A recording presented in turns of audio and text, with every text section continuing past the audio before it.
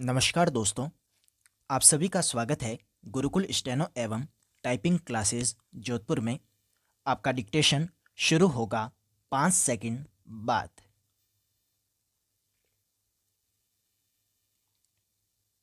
शुरू।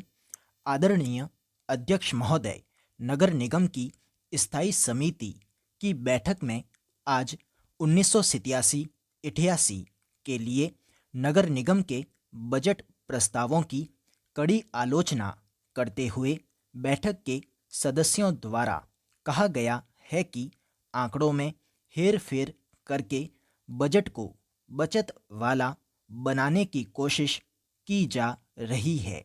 जिस बजट को जनता के लिए उपयोगी और विकास को बढ़ावा देने वाला बजट होने का ढिंढोरा पीटा जा रहा है, उसकी असलियत तो यह है कि कुल बजट का केवल 20% ही नागरिक सुविधाओं पर व्यय किया जा रहा है।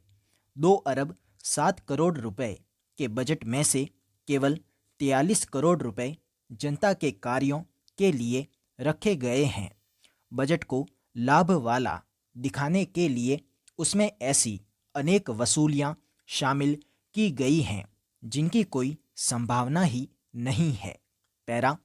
नगर निगम की कल्याणकारी योजनाओं पर प्रहार करते हुए कहा गया है कि निगम ने पुरानी दिल्ली के निवासियों के साथ खिलवाड़ किया है। पुरानी दिल्ली में सर्वाधिक छोटे बाजार हैं। करीब 3000 छोटे बाजार नगर निगम के अधीन हैं।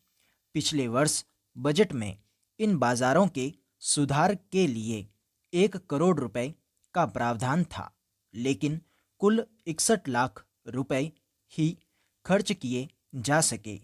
नए बजट में केवल 75 लाख रुपए इस मद के लिए रखे गए हैं।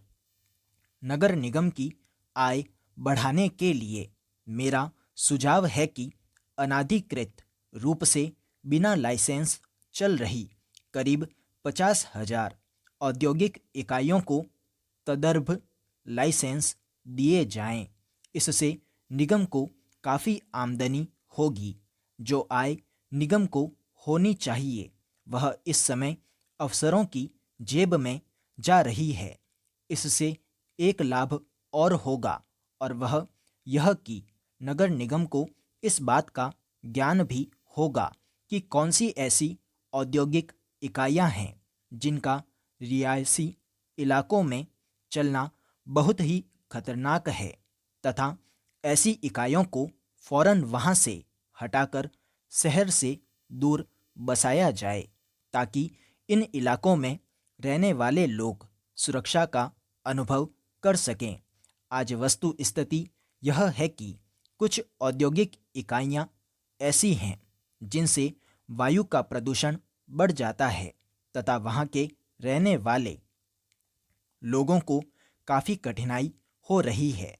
कई लोगों ने इन इकाइयों की कड़े शब्दों में शिकायतें भी की हैं, लेकिन इसमें लोगों की सुनवाई न होकर अफसरों तथा इंस्पेक्टरों की जेबें ही भरती हैं।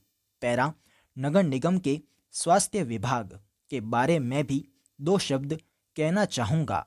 इसमें कोई शक नहीं कि निगम के अस्पताल और डॉक्टर अच्छे हैं, अपनी ड्यूटी के पाबंद हैं, लेकिन इन अस्पतालों में न तो दवाइयाँ हैं और न कंबल तथा चादरें हैं।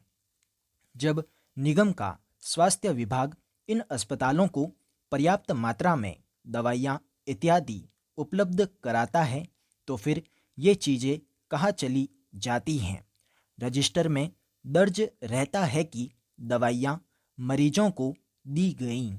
मरीजों की यही शिकायत रहती है कि साधारण दवाइयाँ भी उन्हें नहीं मिलती। इससे गरीब लोगों को काफ़ी कठिनाई का सामना करना पड़ता है। अतः मेरा निवेदन है कि इसके लिए कोई निष्पक्ष समिति का गठन किया जाए, तो इस समस्या का हल बता सके। मैं दिल्ली वासियों पर करों का बोझ न लादने के लिए आयुक्त को बधाई देता हूँ। नए कार्यों के लिए गत वर्ष 6 करोड़ 65 लाख के मुकाबले नए वर्ष में 17 करोड़ 74 लाख रुपए रखा जाना इस बात का सूचक है कि हम निरंतर उन्नति की ओर अग्रसर हैं। स्टॉप। दोस्तों, इसी प्रकार के और डिक्टेशन प्राप्त करने के लिए और राजस्थान विधानसभा और अन्य राज्यों की विधानसभा तथा लोकसभा या राज्यसभा के रिपोर्टर की परीक्षा की तैयारी के लिए आप गुरुकुल के विशेष ऑनलाइन स्पीड बैच और विशेष ऑनलाइन स्टेनो टेस्ट सीरीज में प्रवेश ले सकते हैं, जहां आपको नियमित रूप से रिपोर्टर की परीक्षा हेतु तैयारी करवाई जाएगी। प्रवेश लेने के लिए आप गुरुकुल के हेल्पलाइन नंबर पर मैसेज कर सकते हैं या कॉल कर सकते हैं। धन्यवाद।